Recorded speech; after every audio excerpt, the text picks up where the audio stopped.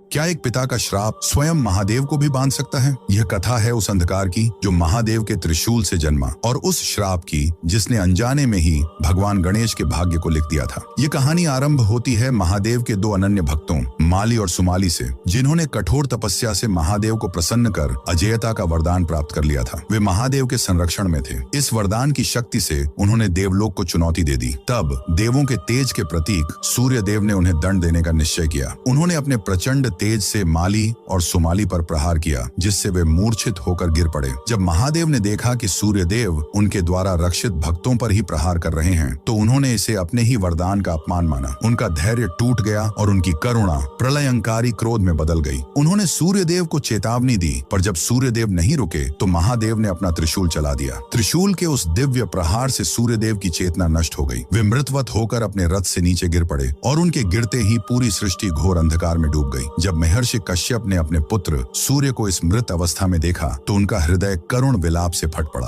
उस पुत्र शोक की पीड़ा में उन्होंने महादेव की ओर देखा और श्राप दे दिया। उन्होंने कहा, हे महादेव, जैसे आज आपके प्रहार के कारण मेरा पुत्र इस अवस्था में है और मैं एक पिता के रूप में रो रहा हूँ, वैसे ही एक दिन आप भी अपने ही हाथों से अपने पुत्र का मस्तक काटेंगे। ये सुनकर देवलोक कांप उठा। जब महादेव का क्रोध शांत हुआ तो उन्हें अपनी भूल का और उस श्राप की भयावहता का बोध हुआ। उन्होंने तुरंत अपनी शक्ति से सूर्य देव को पुनः जीवित कर दिया और सृष्टि में प्रकाश लौट आया। पर महर्षि कश्यप का श्राप वह व्यर्थ नहीं जा सकता था। महादेव ने उसे कोई चुनौती नहीं दी, बल्कि कर्म के अटल विधान का सम्मान करते हुए उसे स्वीकार कर लिया। और इसी श्राप के प्रभाव के कारण कालांतर में महादेव को अनजाने में ही अपने पुत्र बाल गणेश का सिर धड़ से अलग करना पड़ा। यह कथा हमें सिखाती है कि कर्म का विधान इतना अटल है कि जब स्वयं महादेव भी क्रोध में उसे भंग करते हैं तो उसका परिणाम उन्हें भी भोगना पड़ता है।